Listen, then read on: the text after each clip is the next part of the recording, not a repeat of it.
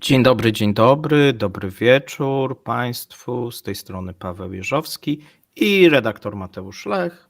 Witamy w comiesięcznym spotkaniu z fanami, z patronami, z osobami, które wspierają kanał lub które zamierzają nas wesprzeć.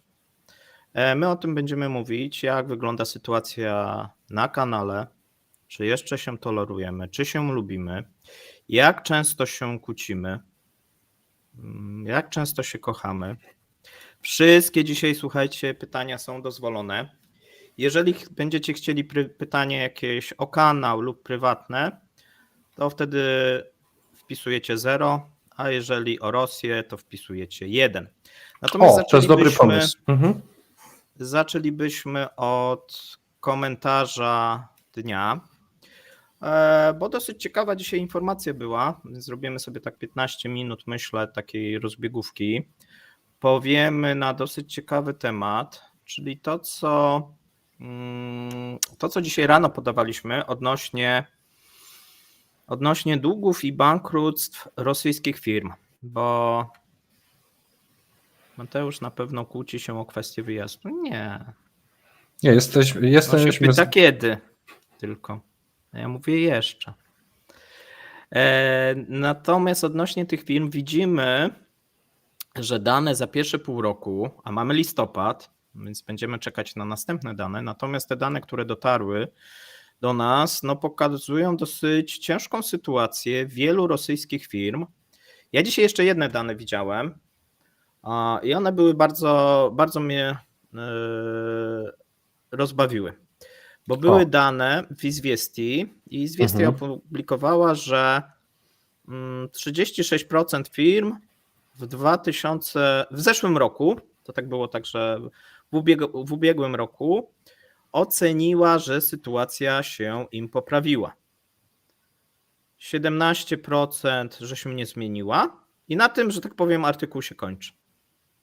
No to zgadnij, ilu firmom się pogorszyło. Jeszcze raz te procenty, bo akurat udostępniałem tą. No widzisz. W zeszłym roku Izwiestia opublikowała taki duży artykuł, rosyjskim firmom się poprawia.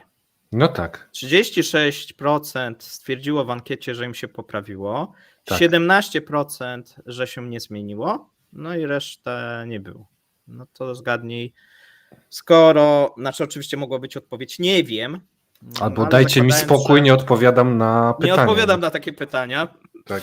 Ja tu roboty mam na 3 miesiące do przodu, a mi głupotami zawracacie. No ale jeżeli założysz, że 36% uznało, że sytuacja im się poprawiła w zeszłym roku, 17%, że się nie zmieniło, no to ilu, że się pogorszyło? Tak, no to tak jakby powiedzieć, że moje włosy na głowie mają się świetnie. I na ankietę odpowiedziały te z tyłu. Tylko... Na brodzie. Na brodzie. Te na brodzie, tak? Tak. Że tak, w 30% bardzo dobrze im się rośnie na twojej twarzy. Tak. Mają ambitne plany, tak. Natomiast te na czole... A więc tak przy okazji, jak ja to czytam, no to oczywiście to jest pierwsza myśl, nie? Natomiast jak ktoś czyta niewprawny, mówi, nie no, jest nagłówek, w Rosji się poprawia, prawie 36% firm uznało, że się poprawia, 17%, że się nie zmieniło, no ale jakoś nikt nie wpadnie, że jeszcze są pozostałe te firmy. Natomiast wracając do tego, no słuchaj, trochę dane jak dla mnie przerażające, jeżeli to jest tylko połowa roku, 1/4 więcej w tym momencie bankructw. Ale dlaczego no to możemy założyć, że dlaczego to jest przerażające? Dlatego, że robotę będziesz miał na następny rok. Bo to robotę będziesz miał przez następny rok. Bo jeżeli takie są wskaźniki, no to twoje codzienne informacje będą ciekawe po prostu. No tak, ale wiesz, jeszcze trzeba to nałożyć, bo ja sobie to już nakładam w głowie. Pewnie część ludzi jeszcze tego nie nakłada, no ale wiesz, przy takiej tendencji, kiedy masz dosyć dużą ilość bankructw i trend wzrostowy i bank centralny funduje ci wzrost stopy bazowej, no to łatwiej ci będzie spłacić te zaciągnięte kredyty, czy trudniej? Będziesz mógł zaciągnąć następny kredyt, żeby to spłacić? Czy no nie, no to jest niemożliwe. No to wiemy, my wiemy i przewidujemy, że to będzie tragedia. Zrobiliśmy już o tym chyba całą serię filmów, z tego można by było zrobić film kinowy. Tak, ale wiesz, godzinny, mówiliśmy o ludności do tej pory. Tak, Tutaj, tak, a teraz to się potwierdza wśród firm, no ale dlaczego miałoby się... Dlaczego miałoby się nie potwierdzać? No właśnie, tak. no właśnie, no przecież te zasady działają i wśród normalnej ludności, jak i wśród firm. Tu jest, militarnym się poprawiło, no część firm ma po prostu zlecenia, no ale mówiliśmy też, że w Rosji są tak jakby Rosje dwie prędkości w przemyśle. Firmy, które dostają kontrakty od państwa, często na duże przedpłaty, no i cała reszta. A cała reszta niestety nie ma takiego wsparcia i żyje na zasadach popytu i podaży, więc jeżeli ludzie biednieją, to też nie mają za co kupić sobie różnych rzeczy. No ale wiesz, nawet jak na Rosję, 62 000, dużo. Dużo, tak. No tutaj wiesz, przeterminowane zobowiązania 4,5. No to co, możemy liczyć, że to będzie rosło 4,5 biliona biliona rubli, nie? Rubli, czyli to jest 450 miliardów dolarów, tak? Tak, tak. No. 45. 45 właśnie, 1,0. No. Więc to już jest znacząca kwota w całej gospodarce. I wiesz, i ja mam cały czas takie wrażenie, zobaczymy oczywiście jak ten konflikt się będzie przebiegał, bo jeżeli Ukraina miałaby pomoc i nie pękłaby pierwsza, no to ta Rosja ma bardzo ciężko w tym momencie. Tutaj my o tym nie mówiliśmy, zmienili budżet, bo wyciągnęli z części tajnej, bo tam pamiętasz jest ta część tajna Pamiętam. I część oficjalna, no i ta część tajna spadła z 30% tam chyba na 27% czy coś. No i zgadnij, na co oni przeznaczyli z tej części tajnej. Nie wiem, czy czytałeś to. Też było na służbę bezpieczeństwa, taką wewnętrznego? Nie, bezpośrednio na obronę narodową. Aha, czyli po prostu... No tak. A może na służbę bezpieczeństwa też pójdzie, tak. Z tajnej wojskowej wyciągnęli na jawną wojskową. Na jawną wojskową, no w sumie co. Słuchaj, ja pozwolisz, że troszeczkę pobawię się w moderatora, gdyż pojawiają się pytania. Tu odnośnie jedzenia czekolady przez Mateusza i ruszania na Norilsk, to ja już jadłem czekoladę, obejście do końca Jaruski któryś, do samego końca. Właśnie ludzie się pytają, czy jutro będzie Jaruski. Bo ty to montujesz. Chyba będzie. Jeżeli się nic nie wysypie, to będzie. Następne pytanie. Panowie, czy nie wydaje wam się ostatnio, że Patruszew sypie pomysłami jak z rękawa, a car mało aktywny? Który?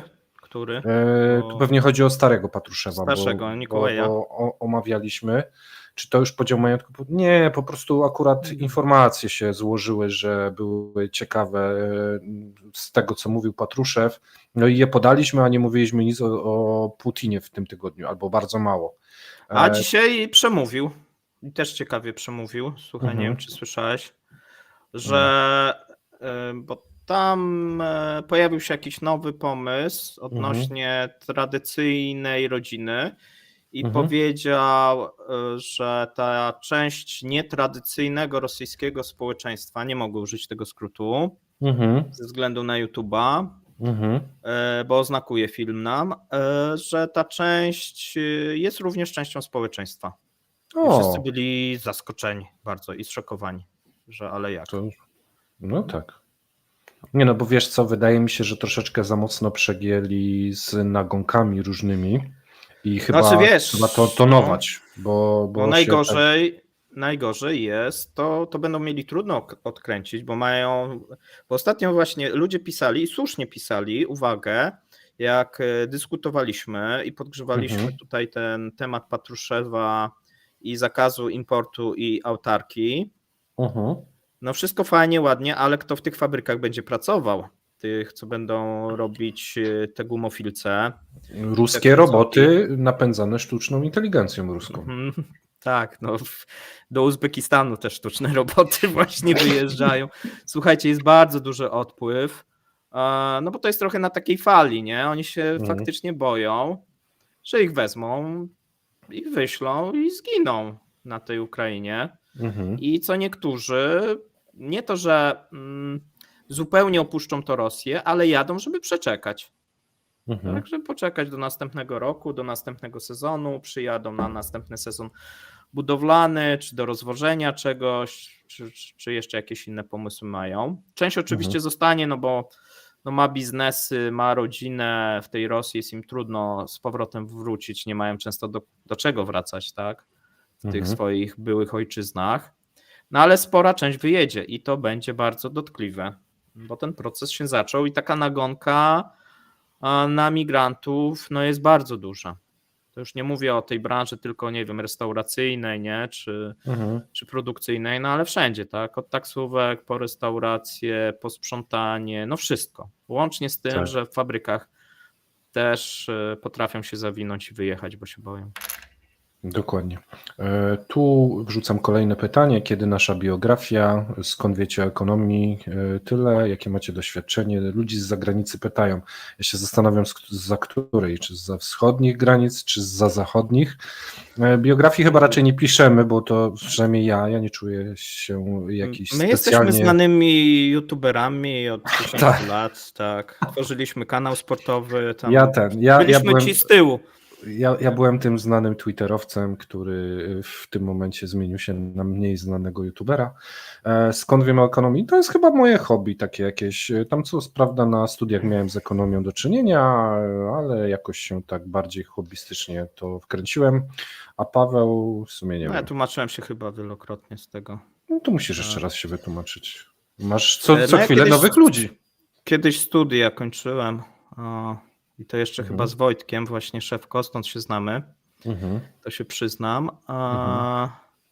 A jeszcze wcześniej ja akurat jestem wykształcenia typowo technicznego, natomiast przez długi czas zajmowałem się giełdą, inwestycjami, surowcami. No i ta Rosja w czasie przeszłym, a to robisz, to nie zajmowałeś. Właśnie coraz mniej robię, coraz mniej, chociaż piątek to był chyba, powiem, że to co ja mówię? To dzisiaj jest piątek. Tak, zeszły piątek to chyba był jeden z lepszych dni. W twojej historii? Jeżeli chodzi o ten rok, nie, z historii pewnie nie. Wiesz co, no najwięcej oczywiście, tak jak każdy gdzieś tam zarobiłem w COVID-zie, to się przyznaje. Ale nie sprzedawałem ani szczepionek, ani odwrotnie. Po prostu wtedy były takie czytelne trendy i chyba było łatwo zarobić każdemu. No i też były duże wzrosty, tak, była duża zmienność tego rynku. Najtrudniejsze lata i pytacie się, kiedy zacząłem. Ja pierwszą inwestycję zrobiłem, to się też przyznam, bo ostatnio było takie pytanie, kupiłem akcję Sokołowa i to były takie czasy jeszcze na polskiej giełdzie, że wtedy były redukcje kupna i sprzedaży. Nie wiem, czy ktokolwiek jeszcze coś takiego pamięta i wtedy codziennie akcje szły o 10% i nie mogłeś kupić, bo było tylu chętnych, a więc robiono redukcję. I na przykład zamawiałeś 100 akcji, dostawałeś 10 akcji, ale te 10 akcji szło o 10% w górę. I tak dzień w dzień. Tak przez chyba, nie wiem, ile ta hossa trwała, taka z ponad pół roku. No i tak pamiętam, miałem chyba wtedy 19 czy 20 lat, jakoś coś koło tego. Czyli masz moje pierwsze zarobione pieniądze. Potem miałem problem z tego sprzedać, bo były redukcje sprzedaży i pamiętam, siedziałem, tak się zastanawiałem, jak ja to sprzedam. Nie, bo nie wpadłem na to, że przecież w drugą stronę będzie tak samo, nie? No ale w końcu. No to można powiedzieć, że już masz kilka dekad doświadczenia w śledzeniu rynków. No tak, z większą lub mniejszą intensywnością, bo to też różnie w życiu bywało. Raczej też nie jestem jakimś takim spekulantem, tak jak tutaj co niektórzy. Trochę przegrałem w życiu różnych rzeczy, trochę wygrałem, jak to wszędzie. No i też mam takie, myślę, że zupełnie już jestem na tym zakręcie życia, że mam po prostu na to wywalone, tak, jak ktoś mnie ocenia, czy nie ocenia, nie mam żadnych jakichś ambicji, żeby coś tam osiągnąć, robię to, co lubię, lubię z Mateuszem sobie rozmawiać i to publikować w internecie i to jest całość takiej tej prawdy. No i ta Rosja się też pojawiła tak z przypadku, a mnie wciągnęła ze względu na to, że no nikt o tym nie pisał, nie mogłem znaleźć tych informacji. Inaczej, pisali, ale bardzo Głupoty pisali. głupoty, Głupoty gdzie pisali. ja się łapałem za głowę, że takie Ale naprawdę poważne gazety pisały jakieś durnoty. No i myśmy się spiknęli na Twitterze, że... Tak, ja otworzyłem pierwszy raz, mój rosyjski nie jest za dobry, tak, bo tam się często pytaliście, ja w sumie nie będę więcej mówił, jakąś tam rodzinę mam w Rosji, więcej może nie powiem, bo żeby im też nie zaszkodzić, kto to jest i co to jest dokładnie, a trochę osób tam jeszcze mieszka, część mieszka w Polsce. Natomiast no ten, tak jak mówię, mój rosyjski jakiś świetny nie był, natomiast spojrzałem na rosyjskie gazety i przeżyłem szok, bo tam wszystko było napisane. Nie? Tak.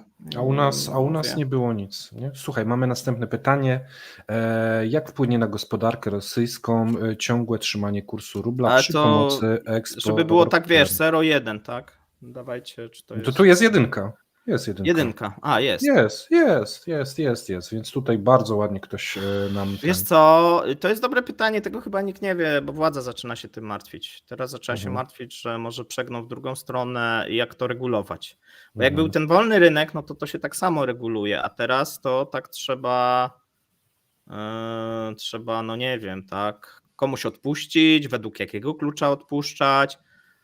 No to jest taka gospodarka nakazowo rozdzielcza, no i to są takie dylematy, tak jak na plenum KC dyskutowali, po ile ma być sznurek do powiązałki, tak, i dlaczego nie jest dostępny, no i nagle będzie, po ile ma być dolar, bo Ministerstwo Rolnictwa będzie mówiło tyle, ci będą mówili tyle, ale Ministerstwo Obrony nie, no jeszcze zbijmy, bo musimy kupić komponenty do czołgów i tak dalej, optykę, nie, a to kosztuje ciężkie dewizy, więc każdy będzie ciągnął trochę w swoją stronę, no trudne takie, no bo to trzeba będzie wyważyć.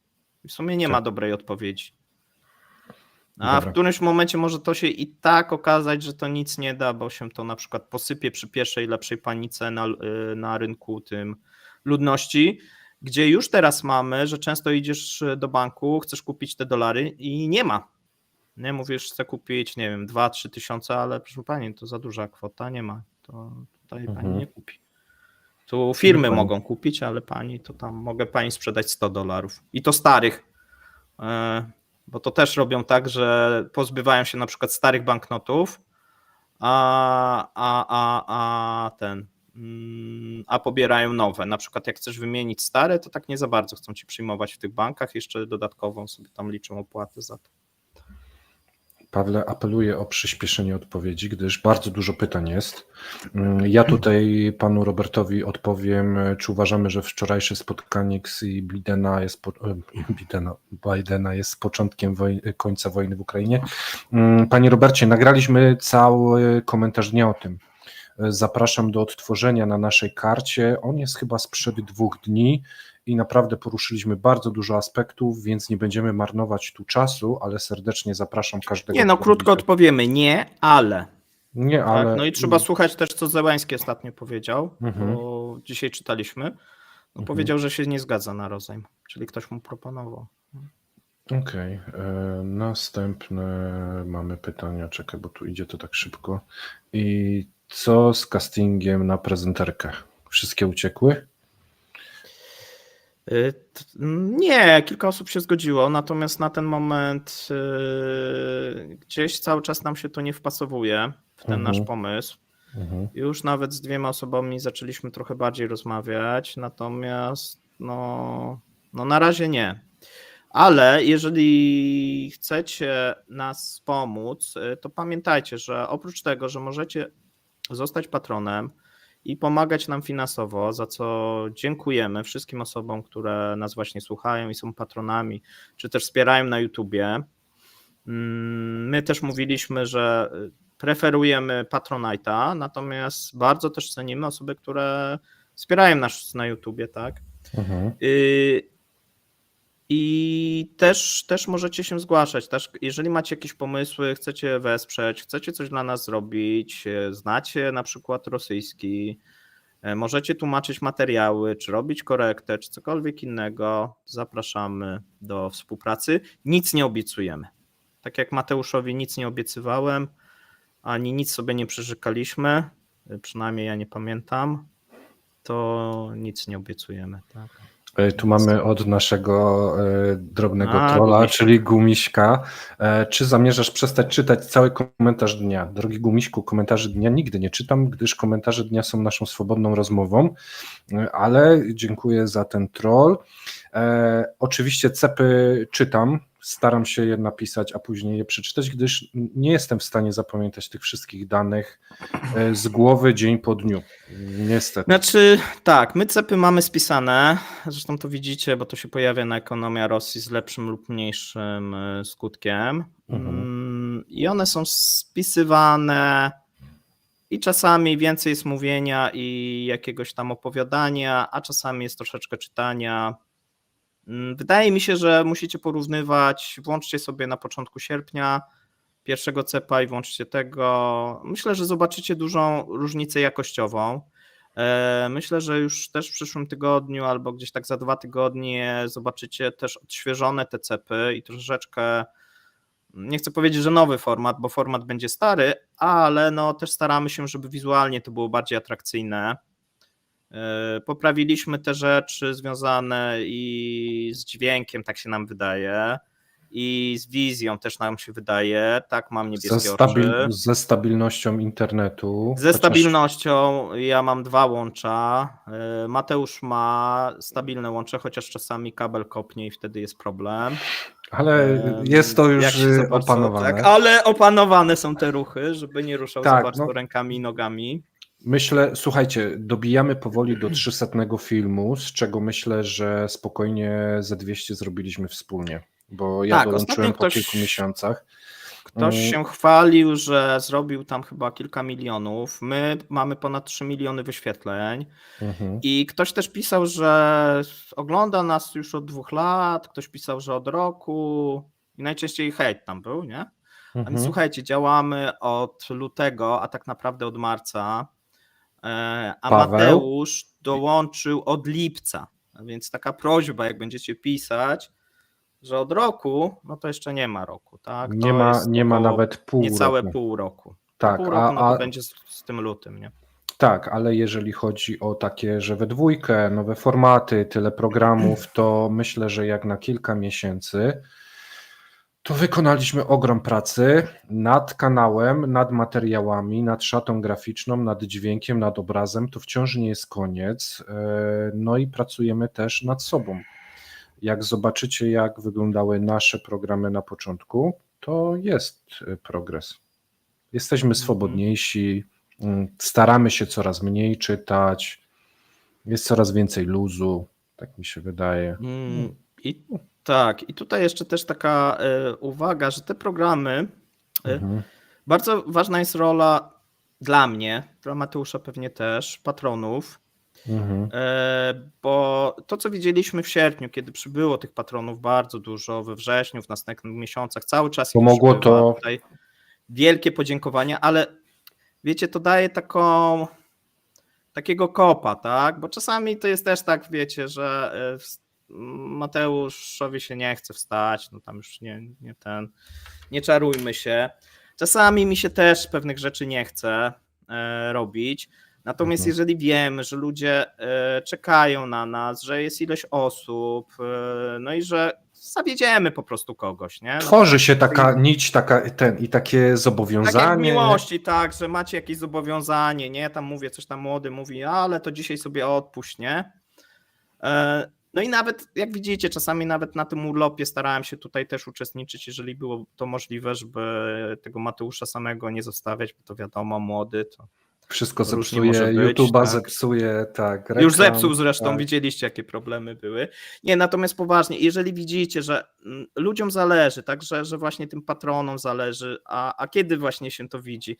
Właśnie jak wspieracie, tak, i komentarzem, I i te same właśnie twarze, to znaczy twarze, te same niki się pojawiają tak, ale i tymi ciągle. funduszami, tak, Tak. że ktoś, bo dla mnie, jeżeli ktoś wpłaca pieniądze, no to znaczy, że komuś zależy na tym, Ale nie? Że chce mieć ale dobry też content. jest oczekiwanie, że nie wolno go zawieść, bo No właśnie, tak, płaci, wymaga. I to też jest takie napędzające, to prawda. Tu miałem pytanie o nasz wiek. Możecie zgadywać nasz wiek, chociaż myśmy mówili. Jeżeli ktoś ma ochotę, to może. No właśnie, zgadujcie mój, bo Mateusza to łatwo, wiadomo, 27 lat, to młody chłopak, nie? Tak jest. Dziękuję za Słuchaj, ten ważne komplement. pytanie, ono się pewnie będzie przewijać. My będziemy mówili w niedzielę. W sobotę będę z Łukaszem, się umówiłem na 20 bodajże nagrywać. A jest pytanie o Uralsa. Czy Amerykanom uda się zbić cenę poniżej 60? Pytanie, czy będą chcieli, bo to jest w zasięgu Amerykanów. Widzimy, co się stało w czwartek, jak postraszyli. Tam wszyscy coś tam jakieś bzdury pisali, że to tam jest kwestia popytu, odczytu JP Morgan, a prawda była taka, że największy wpływ był taki, że nałożyli sankcje na kilka tankowców, kilka firm. No i wszyscy się mocno, że tak powiem, przestraszyli, że ta cena, a pamiętajcie, że im tańszy Urals, im większy dyferencjał, różnica, to tym będzie bardziej ciągnął cenę pozostałych gatunków, tak? A więc jeżeli Amerykanie by się uparli, to by tą cenę zbili. Pytanie, czy chcą ją tak mocno zbijać, bo to pociągnie też ich WTI i trochę uderzy w ich rynek. Zobaczymy, tak? Bo to oni próbują troszeczkę zjeść ciastko i mieć ciastko, czyli żeby ropa była tania, najlepiej nie nasza i żeby nasz przemysł łupkowy na tym dobrze wychodził i najlepiej, żeby do tego dokładali Arabowie i Rosjanie, nie? No to tak się do końca nie da. A jeszcze wybory w przyszłym roku, no to w ogóle dużo będzie zależało od sondaży, od tego, jak to się będzie kształtować w Stanach Zjednoczonych. Zresztą widzimy. A na razie sondaże nie są dobre dla demokratów, ale myślę, że się to też będzie zmieniać, bo często ludzie obecnie na przykład bardzo są niezadowoleni z obecnej administracji, no ale jak przyjdzie co do czego, no czy Biden, czy Trump, to nawet jak nie są zadowoleni na przykład z polityki wobec Izraela czy czegoś, no to co, mają Trumpa wybrać, to będzie jeszcze gorzej, to może już niech ten stary Biden będzie, nie? Dzień dobry panie Julu, jest pan tu pierwszy raz, ten kanał nie jest o życiu nas, tylko o Rosjanach, ekonomii rosyjskiej, o wydarzeniach na świecie, bo też mamy program informacyjny, ogólnie kanał informacyjno-edukacyjny z bardzo dużą ilością świeżych informacji. Codziennie mniej więcej 2 filmy plus program satyryczny. Więc jeżeli pan jest po raz pierwszy, to zapraszamy do sprawdzenia naszych materiałów. A teraz a propos patronów, nie wspomnieliśmy jeszcze, słuchajcie wszyscy, którzy gdzieś tam jesteście naszymi patronami, dzisiaj wrzuciliśmy materiał wideo około pół godziny na Patronite'a, surówka nowego konceptu. Dzisiaj między nagrywaniem CEPA i jakimiś tam tematami technicznymi wpadliśmy na pomysł, włączyliśmy kamerę i spróbowaliśmy czegoś nowego. Wejdźcie proszę, jeżeli macie ochotę i zobaczcie tą surówkę. Tam nie ma żadnego intro, nie ma żadnej oprawy graficznej, po prostu my i nasz pomysł i dajcie nam znać, co sądzicie, czy może chcielibyście, abyśmy ewentualnie coś w ten deseń robili. Taki mały spoiler jest o Polsce, więc jeżeli jesteście naszymi patronami, to macie dostęp do takiej prapremiery, wstępnej wersji. No i dajcie znać od razu, co byście chcieli zmienić, jeżeli wam się podoba, ale coś jest do poprawienia, bo to jest koncept, który się narodził dzisiaj rano. Więc jest to bardzo świeża myśl. Tutaj jakieś pytania bardzo osobiste idą. Tak? O. Tak. Panie Pawle, chciałbym się zapytać, czym się zajmowałem w czasach członkostwa w Business Center Club? Jak pan się znalazł w Tajlandii? To ktoś widzę tutaj ze służb. Śledził, ale patrz, wyłapał wszystkie informacje z poprzednich. Albo wyłapał ze wszystkich, tak? I tutaj pan Leszek nas dokładnie tutaj, albo właśnie kogoś zna. Proszę. Nie, ty już mówiłeś o tym, więc teraz jest okazja, żeby Tak, znaczy czym się zajmowałem? Byłem dyrektorem operacyjnym, czy tam w zarządzie jednej z firm, która zajmowała się IT. No ja akurat sobie zacząłem studiować MBA, tak, i tam no to akurat było przy Business Center i tak dalej, a potem wyjechałem na jakiś czas do Tajlandii. Tam różne rzeczy robiłem. W dużej mierze rzeczy związane z inwestycją, z giełdą, tak, ale też miałem szkołę nurkowania, kitingu. Teraz nie wyglądam, ale to kiedyś byłem chudy, tak, więc to były takie czasy, że mnie to bardzo można znaleźć jarało. Zdjęcie Pawła. Można mnie znaleźć, tak. Gdy był chudy i łysy. Gdy byłem chudy i łysy tak, też, tak. Więc łysy byłem, nie? Tak jak Mateusz. Ale wyrosłem z tego i wyrosły mi włosy. Ja już nie dam rady wyrosnąć z tego niestety. Słuchaj, gdyby zebrać nasze materiały w formie książki, czy myśleliśmy o tym? Słuchajcie, myśleliśmy, natomiast nie mamy czasu na to, ale może kiedyś przyjdzie taki czas, gdy już nie wiem, wiesz co, ja trochę... Nie, ja mówię za siebie, bo ja lubię pisać. No dobrze, to ty napiszesz książkę, ja mam lekkie pióro. Ty się tylko dopiszesz, nie? Tam wiesz, tak. I podpisy będę. Może kiedyś, natomiast wiecie, ten kanał nas pochłonął, naprawdę pochłonął. Mój profil na innych social mediach praktycznie umarł, ja tam się prawie w ogóle nie udzielam. Pracy jest mnóstwo, no i materiału jest mnóstwo, pomysłów mamy bardzo dużo i nie ma gdzie wcisnąć tej książki ewentualnie, natomiast ja sobie tak po cichu marzę, że kiedyś, gdyby się już ten reżim skończył, to wszystkie nasze materiały, gdyby zebrać, to jest wspaniała kronika upadku tego reżimu. I można by było punkt po punkcie całe miesiące wypisać po kolei, co się działo, i takich informacji myślę, że nigdzie w Polsce nie ma. Bo ja osobiście znam różne kanały o tematyce rosyjskiej, ale szczerze mówiąc nie znam żadnego poza naszym, który by rozkładał te rzeczy ekonomiczne na części pierwsze i szukał zależności, szukał co z czego wynika i co będzie wynikać.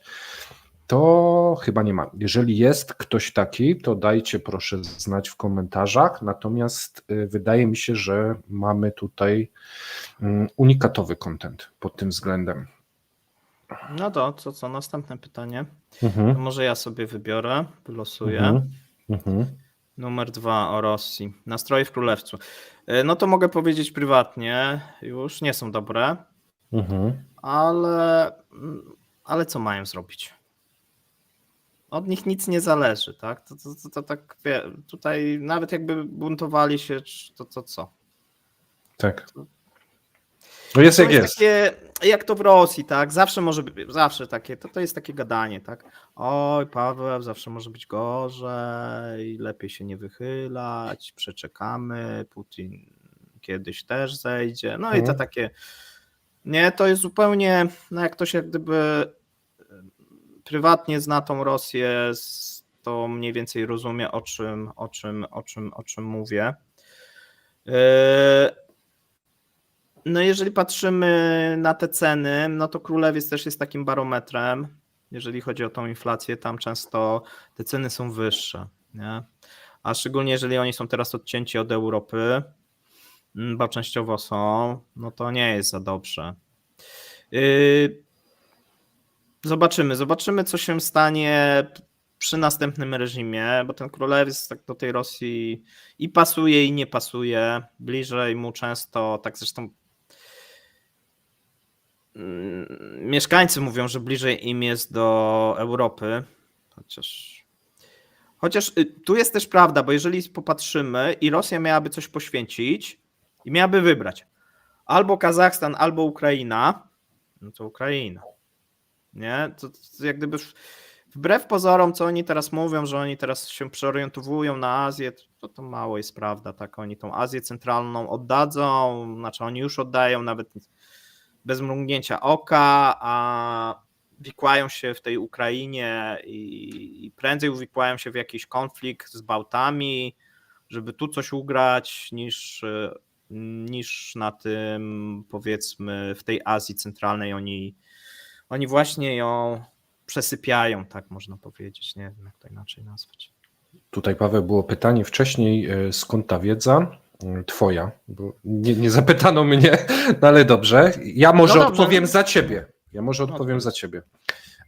Słuchajcie, wyobraźcie sobie, że oglądacie materiały takie jak nasze przez 30 lat. Czy będziecie mieli wiedzę, czy nie? No będziecie mieli. Paweł zna źródła, z których warto czytać i zdobywać wiedzę i robi to od 30 lat. No to mu się nawarstwiło. A wy jak będziecie oglądać 30 lat Kremlinkę, to będziecie tak mądrzy jak Paweł. Nic nie zrozumiałem z tego.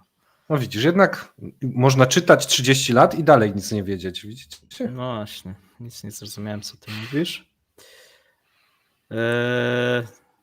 Witam, według mnie teoretycznie Rosja odzyska siły. Słuchajcie, to są też jakieś mity, te 2 lata, 5 lat, 10 lat, militarnie, jakieś bzdury, przepraszam, tak. Tego się, znaczy tu pan coś pisze o 30, nie o panie, natomiast jak słucham tych polskich geopolityków, to przecież tu nie chodzi o to, żeby Rosja w tym momencie coś będzie odbudowywała, tylko jaki program, i tu jest największy problem, bo wyobraźmy sobie, że bo wszyscy się koncentrują oczywiście my na tym, co jest. No ale zobaczcie, co się dzieje z punktu widzenia, co u nas się nie czyta, tak? Rosyjscy eksperci tam bardzo martwią się tą Azją centralną, że oni przegrywają tą Azję, o czym mówiłem. No ten plan imperialny, no fajnie, no uda się w tej Ukrainie i co dalej? Co będziemy atakować następnych, co Bałty, Polskę zaatakujemy i co na Berlin będziemy szli, na tych T-54. No jak gdyby rozumiecie ten problem, co nie znaczy, że takiego scenariusza nie możemy rozpatrywać, nie? Natomiast on jest w jakimś tam stopniu, nie jest też taki prosty, no bo tu trzeba tu nie chodzi o to, że bo często jak ci politycy lub eksperci mówią o pewnych scenariuszach, to tak jakby to wszystko było w takiej próżni, nie? Żeby tak, nie ma Polski, nie ma NATO, Rosja jest sama, to jest raz. Nie jest to powiązane z ekonomią, nie jest powiązane z gospodarką, nie jest powiązane z demografią, nie jest powiązane z odpływem ludności właśnie do Azji, z niczym, tak? Czyli oni sobie tak odbudowują w takich idealnych warunkach, nie? A tak nie jest, tak? Tu mamy ileś tam wypadkowych. Zresztą kiedyś wam mówiłem, że to nie jest też tak, że Putin sobie tam zaplanował i mówi tak, no teraz to, teraz tamto, no być może jakieś plany miał, być może i próbuje realizować, natomiast to nigdy nie idzie tak zgodnie z tymi planami. Bo według planów to miało być 3 dni, czy tam 3 tygodnie. No więc to teraz wszystkie te plany, no trzeba znowuż na nowo pisać, nie? No i pytanie jest, do czego ma prowadzić plan imperialny Rosji, nie? No bo to wydaje się, że to jest taka ślepa uliczka i im bardziej się brnie w ten plan imperialny, no tym to tak jak wychodzenie po tej drabinie, czy wychodzenie na tą przepaść, no i wychodzimy wyżej, żeby spaść z wyższej wysokości. No nie ma, obecnie w Rosji nie ma moim zdaniem sensownego pomysłu na rozwój. Taki plan budowy państwa, tak jak nie wiem, można krytykować i my często krytykujemy Unię Europejską, nie? Że tu tak, nie? I Unia czasami też nie wie, czy ma być federacją, ale jest jakiś zbiorem tam państw, koncept, nie? jest koncept, ale koncept on ci się nie podoba, ale jest koncept. Tak, i nawet ten koncept tej zielonej energii, nie? Ale jest to jakiś koncept, tak? Mogę go krytykować, on mi się, tak, nie? Ale jest jakiś pomysł, ktoś do tego dąży, nie? A tutaj jaki jest koncept? Rosyjskiego miru, który siłą zaprowadzimy, no tak. Przejdźmy do następnego, Paweł. Mamy pytanie, czy Europa Zachodnia wierzy w to, że Rosję da się cywilizować? I może ja odpowiem. Europa Zachodnia ma troszeczkę inną perspektywę niż Polska i Bałtyki, czy inne kraje, które kiedyś były pod wpływami ZSRR. I u nich jest troszeczkę ta mentalność inna, ona może się będzie zmieniała, ale ja bym jakoś tak specjalnie w to nie wierzył. I tu była jakaś druga część pytania. Czy to jednak gra pozorów, aby wykorzystać to i tanio ściągać surowce? Teraz to będzie coraz mniej możliwe, więc wtedy ten element może się w najbliższych latach czerpać, gdyż kontrakty, które są teraz podpisywane na surowce ze Stanami, z Afryką, zmiana, gdzie odchodzimy od ropy powoduje, że te zależności biznesowe też zostają zrywane, a Rosja nie powróci do Europy, dopóki nie zapłaci dziesiątek miliardów dolarów czy euro odszkodowań za zerwane kontrakty. Więc tu Europie Zachodniej jest wygodnie, jeżeli ma tanie surowce i ma z tego korzyść biznesową, natomiast ta korzyść biznesowa teraz powoli się wytraca. Chyba że chcesz coś dodać, Paweł, jeszcze. Tak, tu też często jest takie coś, co mnie też bawi w wypowiedziach. Trochę pokrytykuję dzisiaj, ale to taki format, to pozwólcie, że upraszczanie takie, właśnie, że Rosja się odbuduje i militarnie to tak, nie? To może fajnie się słucha, ale to nie jest prawda. I drugie, że nie liczą się pieniądze, tylko surowce. Czyli jak coś nam liczą się, słuchajcie, i surowce, i pieniądze, te surowce coraz mniej się liczą, bo jeżeli tak by tylko się liczyły surowce, no to mamy kazusy wielu krajów, które nie mają jakichś własnych surowców, a odniosły jakiś sukces. I odwrotnie, mamy wiele krajów, na przykład w Afryce, którzy mają bardzo dużo surowców różnego typu i są biedakami, a więc wszystko się liczy, tak? I liczy się nawet, jaki w tym momencie jest w Polsce rząd, tak, dla naszego dobrobytu. Pewnie mniej niż inne aspekty, no ale się liczy, tak? A więc tu, jeżeli my mówimy o Rosji, no to też trzeba brać pod uwagę różne rzeczy, które się w tej Rosji dzieją, a nie tylko patrzeć na to, ile oni mają czołgów, jak oni sobie radzą na froncie, czy nie radzą. I odwrotnie, tak, jeżeli patrzymy na Ukrainę, nie? To nie możemy tylko patrzeć, że Ukraina wygra na pewno, bo Zachód jej pomaga lub nie pomaga, nie? No bo oni też mogą popełnić błędy na tym polu militarnym, wojskowym, zresztą to moim zdaniem ostatnio widzimy, że kilka błędów popełnili, no i będą musieli, że tak powiem, ponieść konsekwencje, tak? Więc to jest wypadkowa różnych rzeczy. I trzeba o tym pamiętać, a nie sobie mówić, że na pewno to i że to jest jakaś gra interesów. Nie, to jest po prostu gra iluś tam rzeczy wypadkowych. Ludziom się nie chce śledzić tych rzeczy, a więc wolą uprościć, powiedzieć, że według wywiadu coś tam i tak jest. A dlaczego? Bo ten i ten tak powiedział. No słuchajcie, no albo mamy dane i faktycznie tak jest, a my mamy teraz taką, zresztą ogólnie te media, jak ja czytam, to często jest tak, bo ten powiedział i tamten to potwierdził, to znaczy, że tak jest. No nie. No albo coś jest prawdą, albo coś nie jest. Albo mamy dane na przykład twarde z gospodarki, które... Jak ja bym powiedział, że Putin nie żyje, a Paweł by potwierdził, no to znaczy, że już jest news. Że nie żyje, tak. Nie? By się dowiedział i mówi, kurde, 2 osoby już potwierdziły. 2 osoby powiedzą, Rosja się dobrze rozwija. Znaczy, no bo powiedział ten pan i wywiad jakiś powiedział, i estoński wywiad, i amerykański, i że się odbudują. No przecież powiedzieli. No to ja też powiem, tak? No i teraz ktoś powie, a kto ty jesteś, a tu ważna osoba, nie? Przecież tam też ludzie pracują, chodzą, tak? Muszą czytać różne dane. Muszą czytać, idą na obiad, mówią, aj, kurna, dobra, coś tam mam coś tu wpisać. Dobra, to napiszę, dzisiaj bo jest termin, umówiłem tak. na lunch, nie? Umówiłem się na lunch. Przecież tak często życie wygląda, tak? Jak ktoś chce się przekonać, niech sobie czasami pogra na giełdzie amerykańskiej, zobaczy, co się dzieje, jak jest przerwa na lunch, tak, jak na przykład zmieniają się akcje, albo poczyta, jakie są wyroki sądowe przed obiadem, a jakie są po obiedzie. Na przykład jaki to ma silny wpływ. A więc no wszystkie rzeczy, słuchajcie, się liczą. Nie? I tyle. Okej, to może teraz bardziej humorystyczne. Czemu zmieniłem mieszkanie, a może szpital? Mam nadzieję, że to nie jest szpital i że się nie ocknę. Tam z tyłu to nie jest imitacja, tak? To jest prawdziwa klamka. Pokaż, może otwórz, tak? Bo może myślą, że nie. Nie, za 2000 lajków, nie. za 2000 lajków pod tym filmem Mateusz otworzę drzwi, tak, otworzę drzwi. Nie no, zmieniłem mieszkanie, no słuchajcie, no czasem tak jest w życiu, że zmienia się mieszkanie, to nie No pracował było...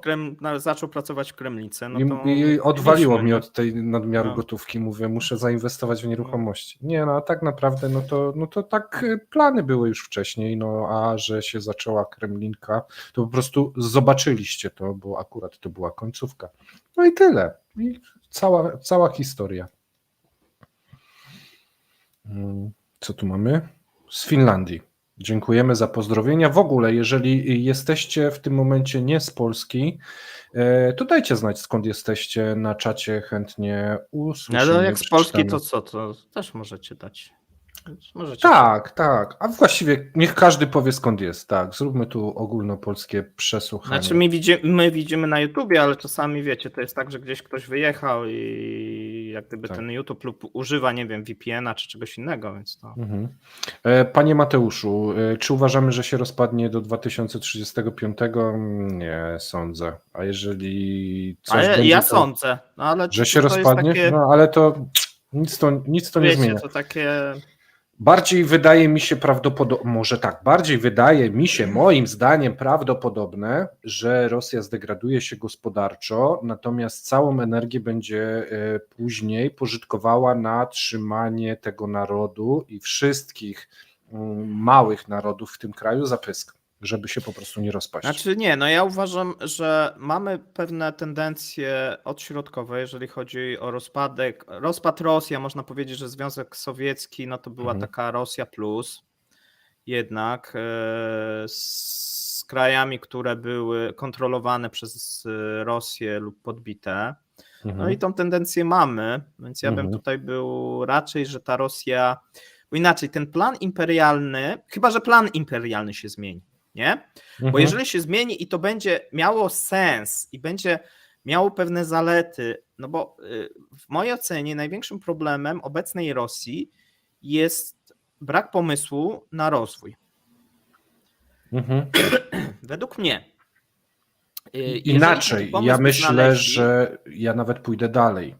Brak pomysłu na rozwój, czyli taki chaos, jest pomysłem na trwanie tej grupy władzy, tych oligarchów i tak dalej, bo oni się świetnie w tym urządzili. I no tak, tylko wiesz, na dłuższej perspektywie nie da się, tak? Bo ale to jest banda 70-latków. Pobić i pokłócić zawsze. Raz, po drugie, no masz problemy strukturalne, tak? Demografia, ekonomia, zapaść, zmiany te globalne, odchodzenie od paliw kopalnych, no i tu nie ma jak gdyby, ta Rosja zaczyna być takim skansenem, jeżeli chodzi o pomysł, no tak jakbyśmy mieli jakiś kraj, który by miał kolonię w Afryce i mówił, nie, ale to co, nie, jest spoko, nie? A wszyscy inni by mówili, że to trochę jak było tak jak z RPA, nie? I tam był ten apartheid i oni tak odstawali, nie? I wszyscy tam, jesteście tacy niedobrzy, tak jak w tych czasach takie rzeczy robić, nie? I dlatego też ten pomysł na przykład RPA runął, jak widzimy, to nie doprowadziło do jakiegoś sukcesu, bo ci, co przejęli władzę, nagle nie poprawili sytuacji, a wręcz jak popatrzymy na te kwestie ekonomiczne, pogorszyli, no ale ten pomysł jak gdyby nie miał racji bytu w świecie. Ja nie oceniam, czy on był dobry, czy zły, tak samo nie oceniam teraz, czy uważam, że pomysł imperialny Rosji jest zły, tak, dla Rosjan i dla innych. Natomiast nawet jeżeli byśmy tego nie oceniali, no to ten pomysł i ta autarkia i ta taka jakaś niezależność przy tak dużym, to jest jakaś utopia, tak, tego nie da się utrzymać. Dlatego jeżeli się pytacie, czy się rozpadnie, no taki scenariusz z takim scenariuszem trzeba się liczyć. Kiedy? Nie wiem, to będą jakieś siły. Ale nie jest to, że nie mam must be. To żadnego pojęcia. nie jest sytuacja, że tak może być. W sensie. Nie, no, że zawsze, jeżeli mówimy o scenariuszu, to Tak mamy samo jak różne Polska może się scenariusze. rozpaść. Tak Wiesz, jak no. ostatnio ktoś się wzburzył, bo powiedziałem, że gdyby Ukraina przegrała i że ja powiedziałem, że Ukraina przegra. Nie, słuchajcie, są scenariusze. Trzeba liczyć się z tym, że na Ukrainie może być rozejm, może być, że Rosja podbije, a może być też scenariusz, że Ukraina odzyska wszystkie ziemie, tak? To są pewne scenariusze i ich prawdopodobieństwo się zmienia jako wypadkowa tego, co się dzieje, tak? Mhm. Za 2 dni Putin wejdzie do łazienki, przewróci się i będzie rządził sobowtór Putina przez najbliższy rok.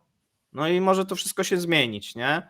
Mhm. No różne rzeczy mogą się wydarzyć, tak? To po pierwsze. Po drugie, to, że jeżeli mamy pewien trend, to nie oznacza, że ten trend się zmienia. Dlatego ja wielokrotnie mówiłem, że obecnie dla Rosji ten trend nie jest korzystny. No ale może się wydarzyć, że Trump dojdzie do władzy, może się wydarzyć, że pomoc przestanie płynąć, może się wydarzyć, że będzie szereg błędów na froncie popełnionych przez Ukraińców, nie? Dużo rzeczy może się wydarzyć i co? I będziemy mówić, nie, no przecież mieli wygrać, no jak to się stało, tak? No stało się, no bo coś się wydarzyło, tak? I to jak w inwestycjach, no nie możecie wykluczyć nagle, że bo jakbyście tak zakładali, nie, no to akcje muszą rosnąć, no bo przecież ja sobie tam wyliczyłem największe prawdopodobieństwo i wyszło mi, że ten scenariusz musi się wydarzyć. A potem zdziwieni, no ale spada, ale jak? Bo inni gracze rynku uznali co innego i co innego sobie policzyli. Super, Paweł. Panie Mirosławie, na Patronite w zakładce wideo jest nowy materiał. Przed chwilą jeszcze sprawdziłem, czy coś się nie wydarzyło. Jest w zakładce wideo nowy film, więc jak najbardziej polecam. Tu miałem jakieś informacje, ale tu są, że ludzie piszą, że lajki piszą, to ja sprawdzę, czy lajki, czy nie kłamiecie. Czy możemy dzisiaj Mateusza wypuścić? Bo to w sumie Aha! Ważny temat, tak, nie? Bo dobrze. Inaczej to będzie tak siedział. Tu jest, wiesz co, tu chyba przyznamy się, co? Tu popatrz. Jak 400 lajków chyba. No to nie, no gdzie tam 3000? To jeszcze kawałeczek. To drzwi pozostaną zamknięte dla mnie chyba do końca zimy. Nie no, słuchaj, miejcie litość, tak, nad Mateuszem. Paweł, jak wpadłeś na pomysł nagrania trasy Mateusza, żeby sprawdził pogodę? Najlepszy odcinek, jaki zobaczyłem. Czyli to chyba to, co tę mapkę pokazywałeś. To był pomysł Mateusza akurat ten. Tak? Dobrze pamiętam? Nie chcę. Tak. Ja zrealizowałem to wszystko, rozpisałem, a Paweł przeczytał. Moje pomysły to, wiecie, takie nudne, czyli cep, komentarz dnia, to wiecie, ja jestem ten Stanowski, a takie jakieś to Borek to Mateusz. Borek, tak. O, Jo jest z Bytomia. O, to jak ty? Nie, no ja z Zabrza, ale blisko. No, przepraszam, blisko. Blisko, tak. Chorzów, proszę bardzo, patrz. A tu mamy z Warszaw Kabaty, to też niedaleko ciebie. Bo to też warto wiedzieć, ja jestem z Zabrza, a Paweł jest spod Warszawy. No. Jeszcze podaj ulicę i numer domu i tam. No co, nie, no wiesz, no. Cię pytają, bo powiedzieli wcześniej, że ojciec z synem i ja nadaję z drugiego pokoju, dlatego nigdy nie wychodzę, bo pewnie za drzwiami jest twoje biurko.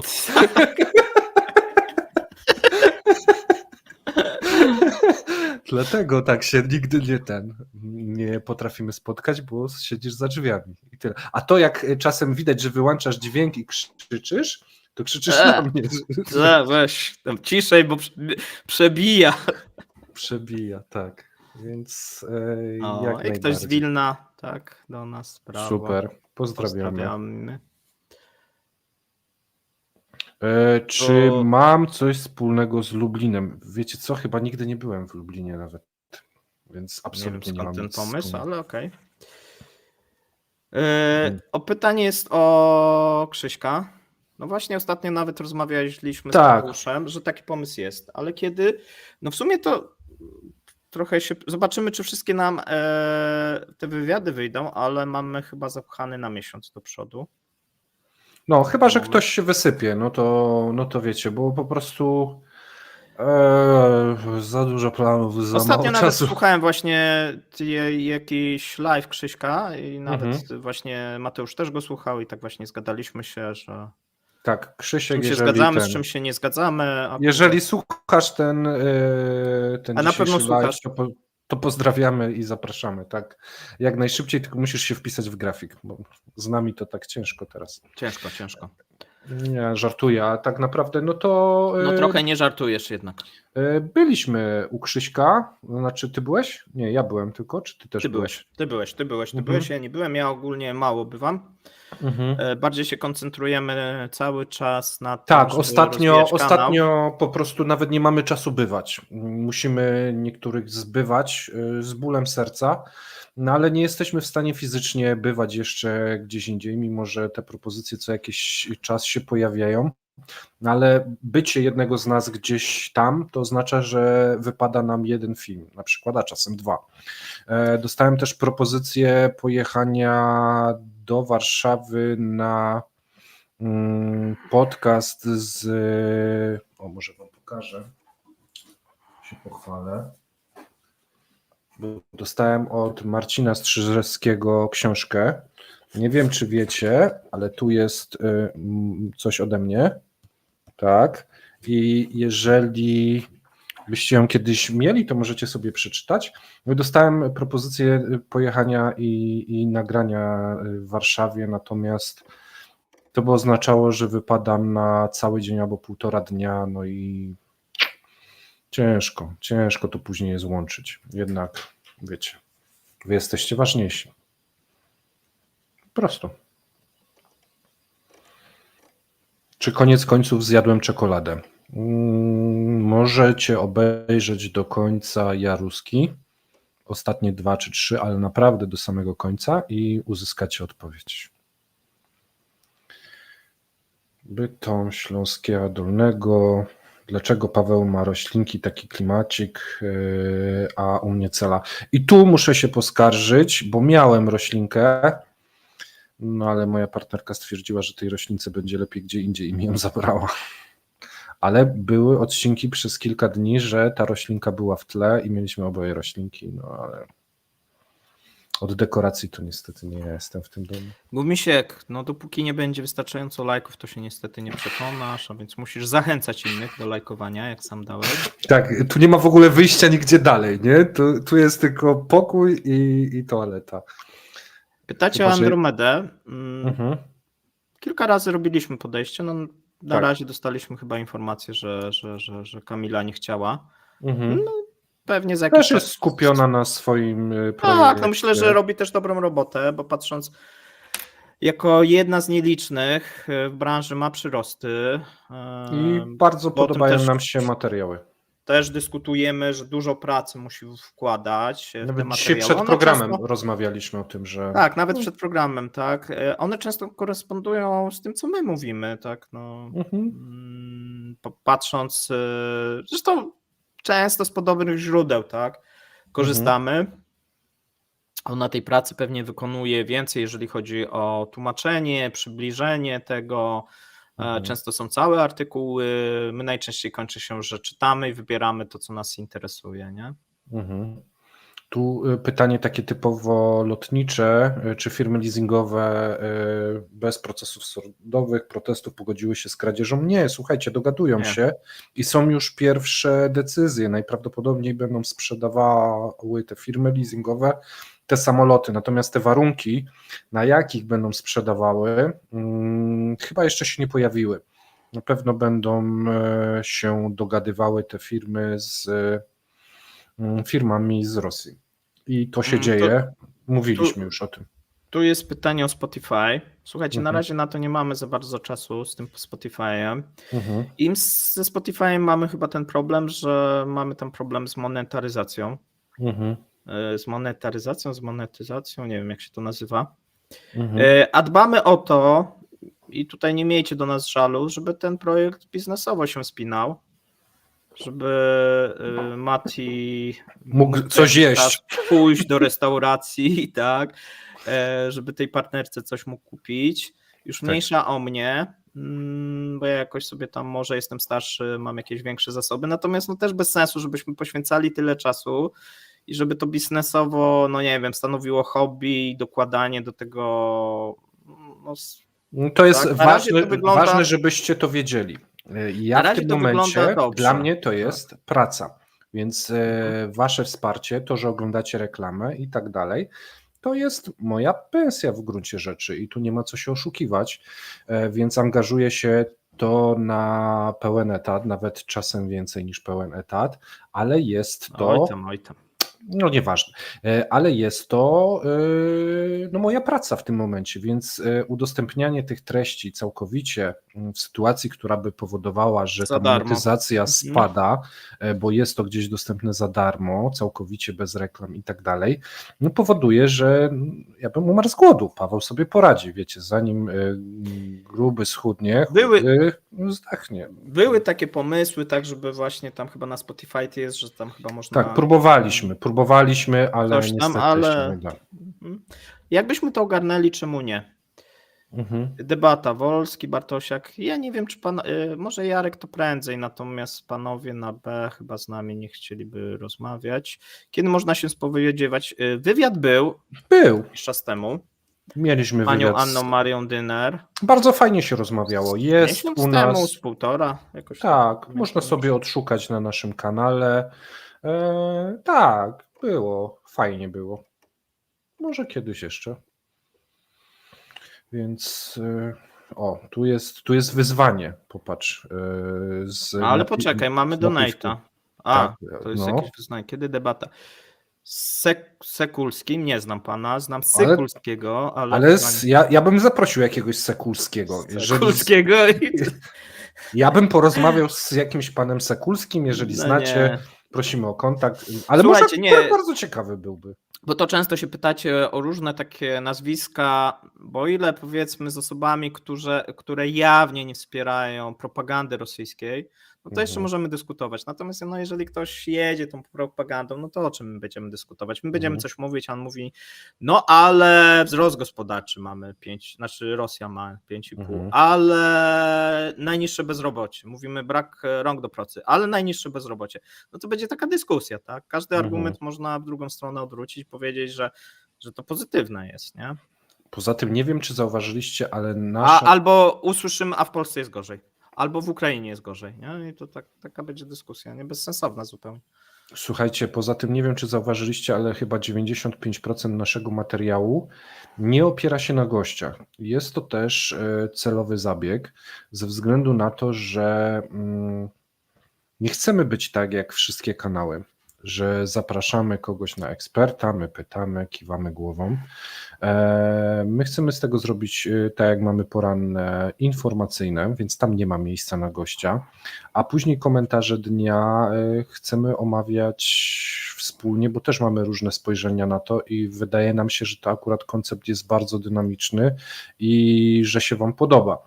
Mamy pomysły na wywiady, ale nie oszukujmy się, nie jesteśmy dziennikarzami.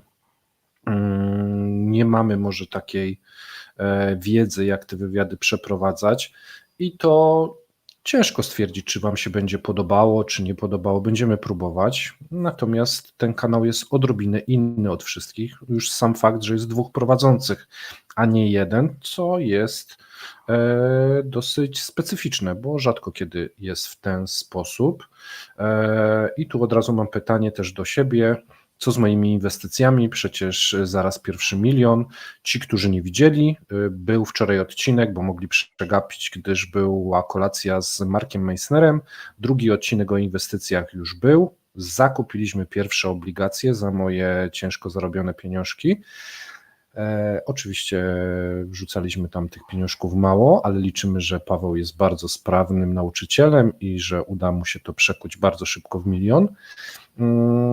Polecamy, nawet jeżeli nie jesteście w tym momencie zainteresowani inwestycjami, ale chcecie zobaczyć, jak to jest od zera, myślę, że nigdzie indziej nie podane jest to w taki sposób jak u nas, więc jest to pewnego rodzaju ciekawostka. W dżungli inwestycji wpiszcie sobie, jeżeli nie widzieliście. Tak, tu jest pytanie od Krzyśka odnośnie Wojtka. Wywołujcie Wojtka. Jeżeli mi się uda, wstępnie się umówiłem na środę, jak chcecie już tak konkretnie, ale nie wiem, może się nie udać. I czwartek albo niedziela zobaczymy. Tak mniej więcej ten materiał by szedł. Ale zobaczymy, co się uda. No i tyle, tak. Mamy też jeszcze kilku gości, z którymi też chcemy porozmawiać. Zobaczymy. Tak chcielibyśmy, żeby wywiady czy goście, no to był, nie wiem, 1/5, 1/10. No nie chcę mówić teraz. Tak, no, że to będzie ale po tylko prostu część tego, co robimy, tak. Jako tak. dopełnienie, tak, co jakiś czas. Tak, tu był coś, czy nie wkurza nas algorytm YouTube'a, który tnie zasięgi treści, bo woli inny content. Nie ma co się kopać z koniem i nie ma co zakłamywać rzeczywistości. Jest jak jest, my próbujemy działać w swoim tempie i ze swoimi pomysłami. No i jak widać rośniemy. Nie rośniemy tak szybko, jakby nam się wydawało, że osiągniemy te 100 000, bo to będzie na pewno długa droga. Natomiast z waszym wsparciem i z oglądaniem nas, myślę, że ten algorytm chyba nie ma jakichś takich wielkich z nami problemów. Skończyły się jakieś problemy z demonetyzacją. YouTube co chwilę zmienia jakieś ustawienia, pojawiają się problemy techniczne, ale na bieżąco dajemy radę i idziemy do przodu. Pamiętacie, jak przyszedłem w lipcu, to było 10 000, podwoiliśmy się od lipca, więc myślę, że nie jest najgorzej i chciałbym i mam takie marzenie i Paweł też, żeby się to znów podwoiło za kolejny kwartał. Byłoby nam bardzo, bardzo miło. Paweł, masz pytanie jakieś? Znalazłeś? Nie, czytam właśnie sobie, bo to różne tutaj widzę, że się wypowiadacie, pytacie o to, co już było.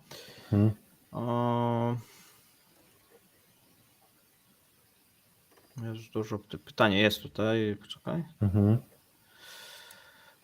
To jest do ciebie pytanie, to ty odpowiadasz. Bo miałeś gościa i no nie chcę tego uprzedzać. Nie wiem, czy będzie, nie będzie, chyba będzie. Chyba będzie. Właśnie próbujemy, żeby był inny punkt widzenia. Chcemy, żebyście widzieli na kanale różne punkty widzenia i sami podejmowali decyzje, co jest dobre, a co nie jest dobre, z czym się zgadzacie, a z czym się nie zgadzacie. Planujemy, zobaczymy, jak wyjdzie. Tu mieliśmy jeszcze prośba do dźwiękowca o wyrównanie poziomu audio, czołówki, wypowiedzi i zakończenia. Sąsiedzi się skarżą, bo budzą się z przerażenia. Słuchajcie, próbujemy to robić, ale to nie jest tak proste, jak się mogłoby wydawać. Natomiast próbujemy. W najbliższym czasie chyba zacznę kolejną serię uaktualniania naszej oprawy graficznej, bo jako że uczę się coraz bardziej skomplikowanych rzeczy, to będę próbował to poprawiać.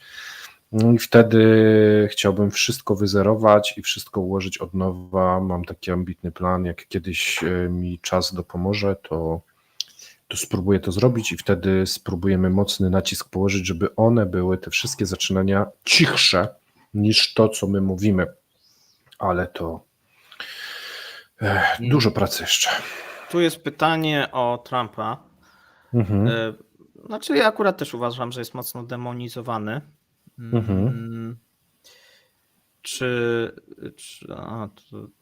Czy będzie jakaś osoba? W sumie może będzie, może nie będzie. Na ten moment nie planowaliśmy. Natomiast oczywiście pomysł jest ciekawy, żeby poruszać też różne tematy. Myślę, że to będzie coraz bardziej ciekawsze, jak te wybory będą się zbliżać i to starcie faktycznie będzie, no bo wtedy będzie większe zainteresowanie na pewno niż teraz, tak? Podkręćcie mikrofon w górę. Nie możemy podkręcić w górę, bo się tworzą przestery. Więc tu technicznie to nie jest takie proste. Ja tam mogę, tylko potem nie narzekajcie, nie? Nie, no. Więc tu chyba źle się wypowiedziałeś, bo wychodzi na to, że Trumpa zapraszamy. Ja nic o tym nie wiem. Możemy spróbować. Okej. Czy rozpadnie się, już mówiliśmy wcześniej, nie wiemy, słuchajcie. Tak. Niekoniecznie. Kiedyś tak. No. Każde imperium kiedyś upada. Rosyjskie też upadnie. Nic nie trwa wiecznie. Tak jak ten program, słuchajcie, bo Tak minęła jak ten program, tak. Kiedyś musimy go zakończyć już ponad godzinę, więc czytamy chyba ostatnie, nie wiem, pytanie, czy przedostatnie, to już ty decydujesz. Wybierasz. Czy będzie program o gospodarce Polski? Dzisiaj chcieliśmy coś o gospodarce Polski nagrać Słabo idź.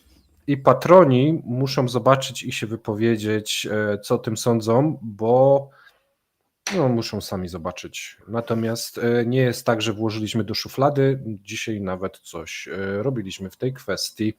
Gdyby nam się udało i rozwiniemy to w jakąś formę rzeczywiście programu, to się na pewno dowiecie i pojawi się na tym kanale.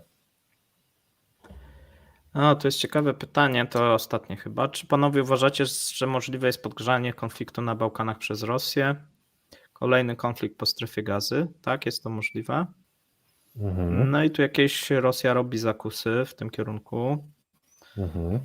No ale jak to w życiu, czasami coś wychodzi, czasami coś nie wychodzi. Też pamiętajmy, że to wywołanie takiego konfliktu nie zależy tylko od Rosji, tak? Tak nawet jak wywołanie tego konfliktu w gazie, no nie zależało tylko od Rosji, chociaż się oczywiście starali, żeby tutaj pomóc, natomiast też musiało być to przygotowane jeszcze przez innych graczy, nie? No i tu podobnie, tak, zobaczymy jak to będzie wyglądać, natomiast słyszymy, tak, czytamy, słyszymy to samo co pan Piotr, ja uważam, że jakieś prawdopodobieństwo jest, nie chciałbym oceniać jak wysokie. A ja uważam, że nie, bo próba była już w zeszłym roku i się nie udała. Okej. Czyli uważasz, że jest niskie prawdopodobieństwo. Ja powiedziałem, że nie wiem, jakie uważam, że jakieś jest. A ja myślę, że właśnie w zeszłym roku, pod koniec zeszłego roku były jakieś tam próby, natomiast to nie wyszło, zostało zgaszone i myślę, że to już nie nastąpi. No i tyle. Dziękujemy serdecznie. Jeszcze jest dla ciebie jakieś wsparcie, tak? Nie wiem o co chodzi, ale ty pewnie wiesz. Że jak ktoś ma takie prorosyjskie lub prochińskie, to powinniśmy rozmawiać. A dlaczego, panie Kurczal? Nie wiem. Że w ogóle trzeba rozmawiać. Tak. Pewnie tak, ale nie chcemy propagandy, która jest zupełnie jak gdyby na takim, nie wiem, która jest propagandą, może nawet nie. Wyobraźcie sobie, że na naszym kanale będzie ktoś i powie, że Rosja ma się świetnie, bo ma wzrost PKB. No i my powiemy, że nie i wymienimy powody, a ona powie, że się nie znamy. No i co nam daje taka rozmowa? Kompletnie nic.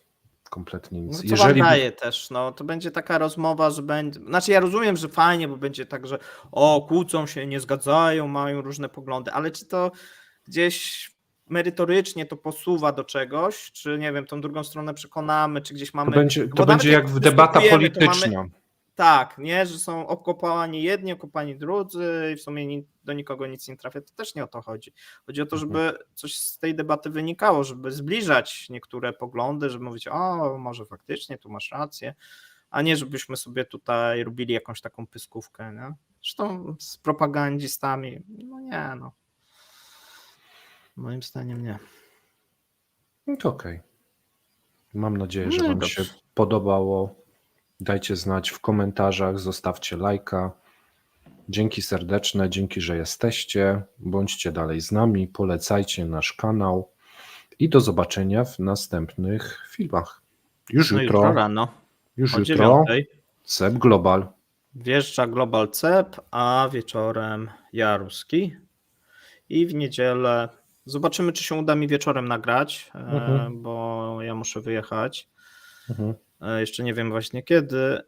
Zobaczymy, co z top 10, jeżeli chodzi o wieczór, czy pójdzie w niedzielę, czy w poniedziałek. Ale to dowiecie się zapewne niedługo. Miłego wieczoru. Trzymajcie się. Pozdrawiamy. Cześć. Hejka.